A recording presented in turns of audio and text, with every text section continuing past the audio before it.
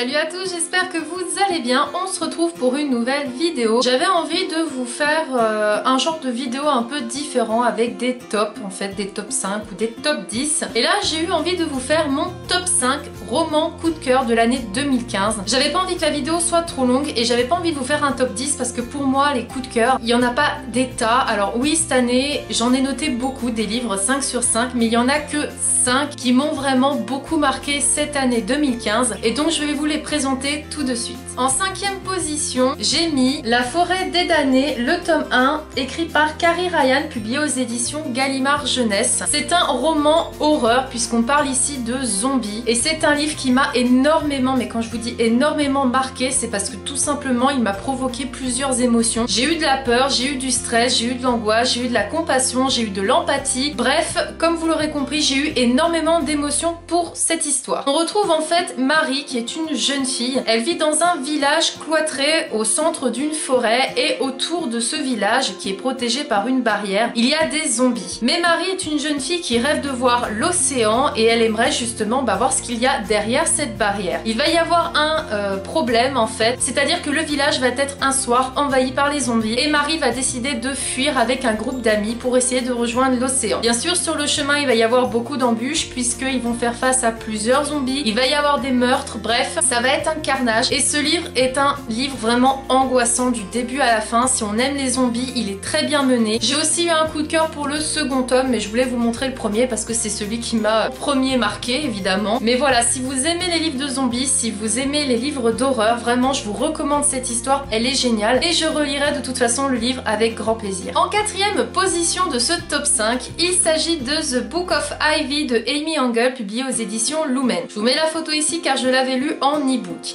Ici, on retrouve Amy Westfall qui vit en fait dans une ville qui est séparée en deux. Vous avez d'un côté les Latimer et d'un côté les Westfall. Et en fait, la famille d'Ivy sont à la base ceux qui devraient gouverner la ville, mais ce sont bien sûr les Latimer qui gouvernent cette ville. Et Ivy, comme la plupart des jeunes âgés de 16 ans, donc de son âge, elle va devoir épouser une personne d'en face, donc une personne qui fait partie du côté des Latimer. Et manque de peau pour elle, elle va devoir épouser son pire ennemi puisqu'il s'agit de Bishop Latimer qui est donc le fils du président. Ivy a été formée entre guillemets depuis son plus jeune âge par le biais de son père et de sa grande sœur à devoir tuer son futur mari. Mais voilà, elle s'attend à faire face à un homme horrible, à un homme qu'elle doit haïr de toute façon. Et au final, eh bien Bishop est un homme gentil, un homme bienveillant envers elle. Et petit à petit, elle va avoir une relation avec lui un peu plus proche et ça va devenir compliqué de mener à bien sa mission. L'histoire de The Book of Ivy, eh bien c'est ça. C'est une dystopie, mais c'est une dystopie qui mêle romance aussi, puisqu'on est quand même centré plus sur l'émotion que sur le côté dystopique dont on a l'habitude de voir. Et c'est vraiment une dystopie qui m'a plu, justement parce qu'elle est centrée sur les émotions. On vit les mêmes émotions que notre héroïne Ivy, on apprend aussi à s'attacher à Bishop, bref, on est au centre de tout ce cirque en fait, puisqu'on est partagé entre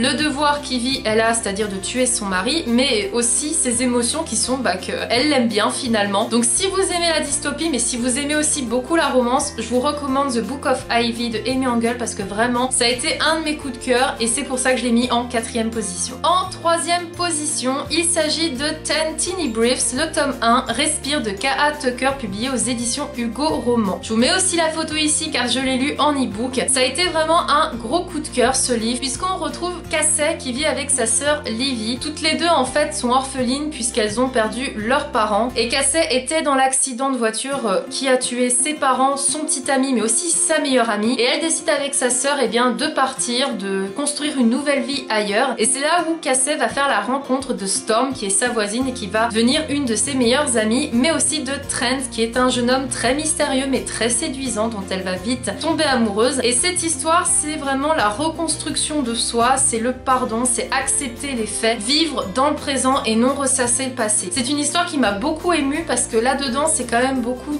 centré sur les émotions aussi, sur la reconstruction d'une personne qui n'arrive pas à passer au-delà d'un deuil. Et Cassie est un personnage dont on s'attache très rapidement, c'est une jeune fille qui qui en a bavé mais qui est quand même une battante et qui va tout faire justement pour se sortir de là et un peu accepter les faits, accepter qu'elle est la seule survivante de l'accident, que oui elle a perdu ses parents mais qu'elle doit aussi s'occuper de sa sœur. Bref, je ne vous en dirai pas plus, mais sachez que ça a été vraiment un gros coup de cœur aussi. Je vous laisse le lien de toute façon en barre d'infos de ma vidéo book review, car oui, vu que ça a été un coup de cœur, j'ai fait une vidéo book review, donc je vous renvoie à cette vidéo pour avoir mon avis un peu plus détaillé. Mon deuxième livre coup de cœur qui est dans le top 5, il s'agit de Red Queen de Victoria Aveyard, publié aux éditions Le Masque dans leur collection MSK. On suit Mar Barrow qui est une jeune fille de 17 ans. Elle vit avec sa famille dans un coin d'une ville qui est assez pauvre. Et en fait, dans cette dystopie, vous avez deux sociétés. Tout d'abord, vous avez d'un côté les rouges qui sont les plus pauvres et d'un autre côté les argents qui sont les plus riches. Et les rouges, forcément, servent les argents. Pourquoi on les sépare en deux groupes, vous allez me dire? Eh bien parce que les rouges sont les personnes qui ont du sang de couleur rouge, donc de couleur normale, et les argents sont les personnes qui ont le sang couleur argent, tout simplement. Chaque argent dispose d'un pouvoir, c'est-à-dire que vous allez en avoir qui vont contrôler bien le feu, l'air, être visible ou invisible, contrôler tout plein de choses. Et il y a aussi plusieurs catégories d'argent, puisque vous avez ceux qui soignent, ceux qui combattent, etc., etc. Et donc dans cette dystopie, qui vraiment, c'est le cas de le dire, une dystopie, vous avez Mar Barrow qui va être au centre de toute l'histoire, puisqu'il semblerait que malgré qu'elle ait du sang de rouge, il semblerait qu'elle ait un pouvoir digne d'un argent. Et c'est là où il va y avoir tout un remue-ménage autour de ça, puisqu'elle ne va pas savoir vraiment qui sont ses amis, qui sont ses ennemis. Bref, le palais royal vont tout faire pour la faire taire, pour ne pas que les gens sachent que des rouges puissent avoir des pouvoirs. La seule chose à savoir dans cette histoire, c'est que tout le monde peut trahir tout le monde, et c'est vraiment le cas de le dire, puisque ceux qu'on pense être les amis deviennent les ennemis, etc., etc. Donc vraiment, ce livre a été un gros, mais gros coup de cœur. C'est pour ça que je l'ai mis à la seconde position. Donc je vous recommande à 1000% ce livre. Je vous laisse aussi le lien en barre d'infos de ma vidéo book review que j'ai fait aussi sur cette histoire, où je vous en parle aussi en plus détaillé, donc je vous renvoie au lien en barre d'infos. Et enfin, roulement de tambour, le livre qui vient en première position de mon top 5 coup de cœur 2015. Il s'agit bien évidemment de Phobos, le tome 1 de Victor Dixon, publié aux éditions Robert Laffont dans leur collection R. Je ne pouvais pas ne pas le mettre en première position, puisque ça a été mon gros coup de cœur de cette année, celui qui m'a le plus marqué, celui qui m'a le plus obsédé aussi, parce que la nuit j'y pensais, quand je pouvais pas lire, je pensais à l'histoire, je me disais mais qu'est-ce qui va se passer? Donc je ne pouvais pas ne pas le mettre en première position, et je vous parle de l'histoire. C'est l'histoire de 6 filles et 6 garçons qui ont tous des nationalités différentes et qui n'ont aucune attache qui vont les retenir sur Terre, puisqu'ils n'ont pas de famille, ou alors une famille qui ne s'intéresse plus à eux, et on va les envoyer sur Mars, parce que l'objectif c'est de coloniser Mars en formant des couples.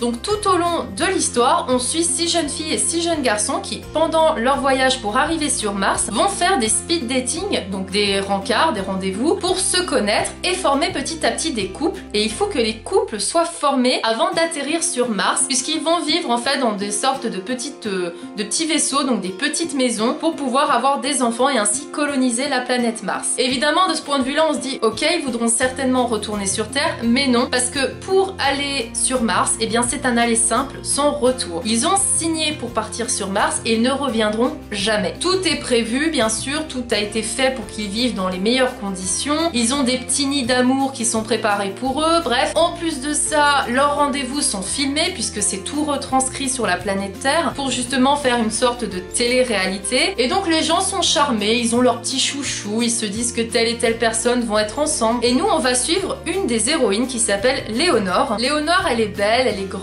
elle est intelligente et elle a la chevelure de feu puisqu'elle est rousse. Et c'est une jeune fille qui petit à petit, au fur et à mesure du voyage, va se poser des questions, va trouver des choses bizarres qu'on leur a cachées, etc., etc. Et c'est à ce moment-là du livre où on se dit, il y a anguille sous roche, on nous a pas tout dit et ça va être le carnage. Et la fin de ce premier tome est juste horrible, puisqu'on n'a qu'une envie, c'est de lire le tome 2. D'ailleurs, je tiens à vous le préciser, le tome 2 est sorti récemment. Je n'ai toujours pas lu, je compte me l'acheter très bientôt, début 2016. C'est un roman de science-fiction qui franchement est vraiment époustouflant, parce qu'on est propulsé dans cette histoire telle une fusée. Et moi qui à la base n'aime pas plus que ça la science-fiction, j'ai été agréablement surprise, j'ai été charmée par l'écriture de Victor Dixon. Pareil, je ne vous en dirai pas plus parce que je n'ai pas envie de vous spoiler. Je vous renvoie aussi à ma vidéo book review en barre d'infos, où je vous ai fait une vidéo pareil consacrée uniquement à cette histoire, tant elle a été un gros coup de cœur. Et vous l'aurez compris, c'est mon roman chouchou de l'année 2015 et je vous le recommande à 1000%. Cette vidéo est maintenant terminée. terminée, j'espère qu'elle vous aura plu. Je vous résume donc mon top 5 de cette année 2015. Nous avons donc en 5e position La Forêt des damnés, écrit par Carrie Ryan aux éditions Gallimard Jeunesse. En position 4, nous avons The Book of Ivy de Amy Engel, publié aux éditions Lumen. En position 3, nous avons Ten Teeny Briefs, le tome 1, Respire de Kara Tucker, publié aux éditions Hugo Roman. En seconde position, nous avons Red Queen, écrit par Victoria Aveyard, publié aux éditions Le Masque dans leur collection MSK.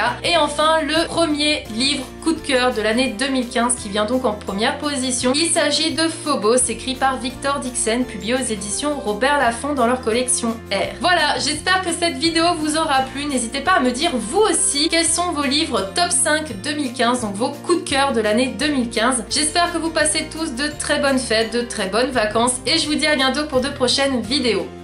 Salut!